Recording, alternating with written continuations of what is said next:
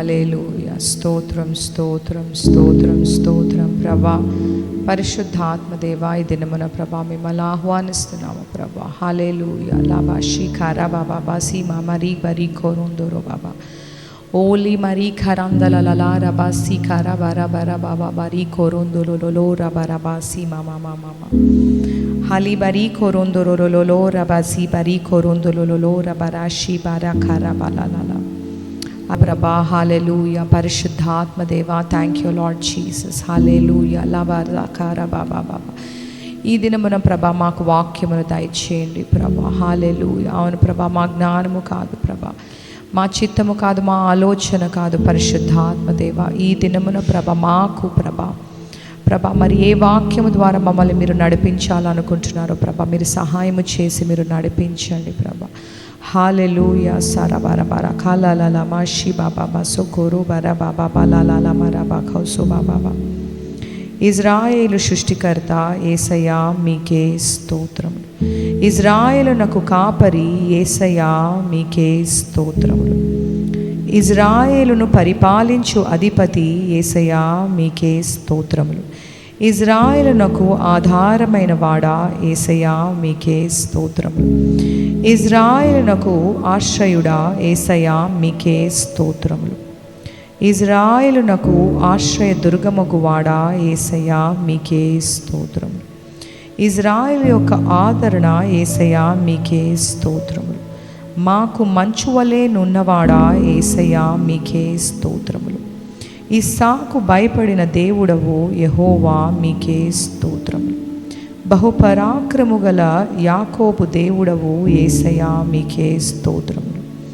మాకు స్వాస్థ్యముగా ఉన్న దేవుడవు యేసయ్యా మీకే స్తోత్రములు. మమ్మల్ని ప్రేమించిన దేవుడవు యేసయ్యా మీకే స్తోత్రములు. ఆశ్చర్యకరమైన ఆలోచనా శక్తిని అనుగ్రహించు దేవుడవు యేసయ్యా మీకే స్తోత్రములు. అధిక బుద్ధిని అనుగ్రహించు దేవుడవు యేసయ్యా మీకే స్తోత్రములు. ఆలోచన విషయములో నీవే గొప్పవాడవు గనుక యేసయ్యా మీకే స్తోత్రములు. క్రియలు జరిగించు విషయములో శక్తి సంపన్నుడు నీవే గనుక యేసయ్యా మీకే స్తోత్రములు. మాకు సహాయము వచ్చు కొండ మీకే స్తోత్రములు. వంకర త్రోవలను చక్కగా చేయువాడా యేసయ్యా మీకే స్తోత్రములు. తండ్రి వలన కలిగిన అద్వితీయ కుమారుడా యేసయ్యా మీకే స్తోత్రములు. రక్షించు నీ సన్నిధి దూతను బట్టి యేసయ్యా మీకే స్తోత్రములు. ఇజ్రాయేలు ఎదుట నడిచిన దేవదూతను బట్టి యేసయ్యా మీకే స్తోత్రములు. నిబంధన దూత యేసయ్యా మీకే స్తోత్రములు. ఏర్పరచుకొనబడిన సేవకుని బట్టి యేసయ్యా మీకే స్తోత్రములు. యెహోవా సేనాధిపతి యేసయ్యా మీకే స్తోత్రములు. మా అధిపతి యేసయ్యా మీకే స్తోత్రములు. మా పక్షమును యుద్ధము చేయువాడవు యేసయ్యా మీకే స్తోత్రములు. మా మధ్యవర్తి యేసయ్యా మీకే స్తోత్రములు. మా సహోదరుడా యేసయ్యా మీకే స్తోత్రములు. అరుణోదయమున దర్శనమును గ్రహించువాడా యేసయ్యా మీకే స్తోత్రములు. మాకు పరిశుద్ధ స్థలముగా నున్న దేవుడవు యేసయ్యా మీకే స్తోత్రములు. మహిమ పొందార్హుడా యేసయ్యా మీకే స్తోత్రములు. నీ ప్రజలకు భూషణ కిరీటముగా నున్న దేవుడవు యేసయ్యా మీకే స్తోత్రములు. సౌందర్యము గల మకుటముగా నున్న దేవుడవు యేసయ్యా మీకే స్తోత్రములు. నీ భుజముల మీద రాజ్య భారము నుండు గనుక యేసయ్యా మీకే స్తోత్రములు. ప్రభా, ఇప్పుడు పంచుకోబోయే వాక్యమును ఈ దినమును మా జీవితాలలో ఫలించునుగాక. మీరు వాక్యము చేత మీరు నడిపించండి. మరి ఈ దినమున ఈ వాక్యము మా జీవితాలను బాగు చేయునుగాక. మాకు శక్తిని, బలమును, విశ్వాసమును దయచేయునుగాక. ఈరోజు మనం చూసుకోబోయే వచనము, అధ్యాయము యెహోషువ 14. ఇక్కడ కథ భాగము, వాక్య భాగం ఏం సెలవిస్తుందంటే జాషువా కాలేబు గురించి సెలవిస్తుంది. వీరిద్దరూ ఇంపార్టెన్స్ అండ్ వారిద్దరి యొక్క కథ మనం చూసుకుంటే జాషువా అయితే ఒక లీడర్షిప్ పొజిషన్లో ఇజ్రాయెల్ని నడిపిస్తున్నాడు. అదే సమయంలో ఈ వచనంలో కాలేబుకి గురించి మాట్లాడుతుండగా వాక్యం ఏం సెలవిస్తుందంటే 8, 9, 13 వచనాలలో కాలేబు ఆయన గురించి చెప్పుకుంటున్నాడు ఇలాగా: నేను నా దేవుడైన యెహోవాను నిండు మనసుతో అనుసరించి తిని. మోషే కూడా కాలేబు గురించి ఇటువంటి సాక్ష్యం చెప్తున్నాడు. ఆ దినమున మోషే ప్రమాణమును చేసి, నీవు నా దేవుడైన యెహోవాను నిండు మనసుతో ననుసరించితివి గనుక నీవు అడుగు పెట్టిన భూమి నిశ్చయముగా నీకును నీ సంతతి వారికిను ఎల్లప్పుడూ స్వాస్థ్యముగా నుండెను. 13వ వచనం కూడా మనం చూసుకుంటే, కాలేబు ఇశ్రాయేలు దేవుడైన యెహోవాను నిండు మనసుతో అనుసరించువాడు గనుక యెహోషువ అతనికి దీవించి అతనికి హెబ్రోను స్వాస్థ్యముగా ఇచ్చాను.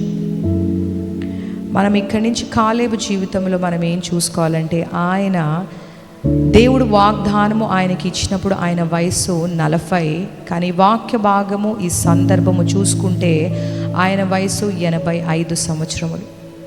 ఆయన జీవితంలోంచి మనం నేర్చుకోవడానికి ఉంది ఏంటి అని అంటే, దేవుడు అబద్ధము చెప్పుటకు మనుష్యుడు కాదు. ఆయన ఒక్కసారి వాగ్దానము చేసిన మాట ఇచ్చిన నెరవేర్చే దేవుడు. కాలేబు చాలా ధైర్యంగా ఆయన స్వాస్థ్యము గురించి దేవుణ్ణి, ఆ లీడర్స్ని అడిగాడు. ఎందుకు అని అంటే, ఆయన నిండు మనసుతో దేవుణ్ణి అనుసరించాడంట. ఓన్లీ విశ్వాసం పెట్టుకోలేదు, దేవుణ్ణి ఫాలో అయ్యాడు నిండు మనసుతో. ఆయన గురించి మిగతా వారు కూడా సాక్ష్యం చెప్తున్నారు. ఆయన నుంచి మనం నేర్చుకోవాల్సింది ఏంటి అని అంటే, భయము కాదు, మనకి ముఖ్యముగా విశ్వాసం ఉండాలి. మన పరిస్థితులు చాలా భయంకరంగా ఉంటాయి. ఆ దినమున మోషే 12 మందిని వాగ్దాన దేశములో పరిస్థితులు చూసి రమ్మంటే, గొలాయతు వంటి పెద్ద పెద్ద మనుషులు, భయంకరంగా ఉండే మనుషులు ఉన్నారు, మనం దీన్ని జయించలేమని దుర్వార్త తీసుకొని వచ్చారు మిగతా 10 మంది. కానీ జాషువా కాలేబులు మాత్రము దేవుని శక్తిని, దేవుని పవర్ని, దేవుని వాగ్దానము చూసి వారిద్దరు మాత్రమే మంచి వార్తను తీసుకొని వచ్చారు. అంటే మనకి ఎంత గొలియాతు వంటి పరిస్థితులు వచ్చినా మనము భయపడకుండా దేవుడిచ్చిన సత్యములో, మంచి వార్తలో, వాగ్దానములో మనము నిలబడి ఉండాలి. మనము భయముతో కాదు కానీ విశ్వాసముతో నడిచేవారిగా ఉండాలి. అయితే దేవుడు కాలేబుకి 40 సంవత్సరములు ఉన్నప్పుడు వాగ్దానం చేస్తే ఆయన స్వాస్థ్యము మాత్రము, ఆ ప్రామిస్ మాత్రము 85 సంవత్సరాలకి నెరవేరింది. ఆయన ఎక్కడ ఆయన పేషెన్స్ని కోల్పోలేదు. మిగతా ఇజ్రాయెల్ జనములాగా ఎక్కడ కంప్లైన్ యాటిట్యూడ్ కానీ, ఒక సనుగుడు నసుకుడు కానీ ఏమీ లేకుండా పేషెన్స్. మనం ఈ దినాలలో దేవుడు వాగ్దానం ఇచ్చాడు, నాకు ఇంకా నెరవేరట్లేదు. మనము మన విశ్వాసము చాలాసార్లు కోల్పోతాము, లేకపోతే ఓపిక కోల్పోతాము, పేషెన్స్ కోల్పోతాము. అలా మనం ఉండక మనము నేర్చుకోవాల్సింది ఏంటంటే, భయము కాదు, విశ్వాసములో నడవాలని. వెంటనే వాగ్దానాలు నెరవేరిపోవాలని కాదు, కానీ దేవుడి సమయంలో దేవుడిచ్చే ఆశీర్వాదాలు పొందుకోవడానికి మనకి నిరీక్షణ కలిగి మనం ఉండాలి. ఇక్కడ కాలేబు ఇంకో మాట చెప్తున్నాడు. ఈ వాక్య భాగ్యం మీరు చదివితే, 85 సంవత్సరములకు దేవుడి కొరకు నుంచోడానికి నాకు ఇంకా శక్తి ఉంది. ఈరోజు నేను దేవుని కొరకు నుంచొని శత్రువుతో పోరాడాలంటే నేను పోరాడతానని చాలా ఖచ్చితంగా ఇక్కడ సెలవిస్తున్నాడు. అదే శక్తి, దేవుని శక్తి నాలో ఉంది, నేను పోరాడతానని ధైర్యంగా చెప్తాడు. అయితే మనకు కూడా అలాంటి స్ట్రెంగ్త్, శక్తి ఉందా దేవుని కొరకు నుంచోడానికి? ఎక్కడైనా మన పరిస్థితులను బట్టి మనం పడిపోతున్నామా? లేకపోతే నాకు టైం లేదు, చాలా బిజీగా ఉన్నాను అని మనం పడిపోతున్నామా? దేవుని కృప మనతో ఎల్లప్పుడూ ఉంది కాబట్టి ఆ కృపయే మనల్ని నడిపించును గాక. మనకు ఉండవలసింది ఆశ, దేవుని కొరకు నుంచోవాలి అన్నది ఒక్క ఆశ మనము కలిగి ఉండాలి. అనేక విషయాలు మనం ఎప్పుడు మనం దేని మీద ఫోకస్ చేయాలంటే దేవుని వాగ్దానము మీద ఫోకస్ చేయాలి. మనము మన పరిస్థితులు, గొలాయతు వంటి పరిస్థితులు, భయంకరమైన పరిస్థితులు, అది హెల్త్ అయినా కావచ్చు, మన ఫైనాన్సెస్ అయినా కావచ్చు, కుటుంబ సమస్యలైనా కావచ్చు, రకరకాలు అవి ఉండొచ్చు. ఆ పరిస్థితుల మీద కాదు కానీ దేవుడు సమస్తము సమకూర్చి మేలుకే చేస్తానన్న అనేకమైన వాగ్దానముల మీద మన ఫోకస్ ఉండాలండి. ఇంకొక విషయము, 45 సంవత్సరాలు ఎక్కడ కాలేబు గొనగలేదు, సనగలేదు. దేవుని మాత్రమే ఓపికతో విశ్వాసములో ఆయనను అనుసరించాడు. మనము ఏ విషయంలో ఏదైనా డిలే అవుతుందా, మీరేమన్నా గొనుకుతున్నారా, సనుకుతున్నారా, దేవుని పట్ల కంప్లైంట్ చేస్తున్నారా, విశ్వాసము కోల్పోతున్నారు, అటువంటివి ఏమీ లేకుండా మనం కంప్లైంట్ లేకుండా విశ్వాసంలో నడిచి ఉండాలి. ఆ బ్రేక్ త్రూ, ఆ విడుదల వచ్చే వరకు మనం విశ్వాసములో నిలకడగా మనం నుంచొని ఉండాలి.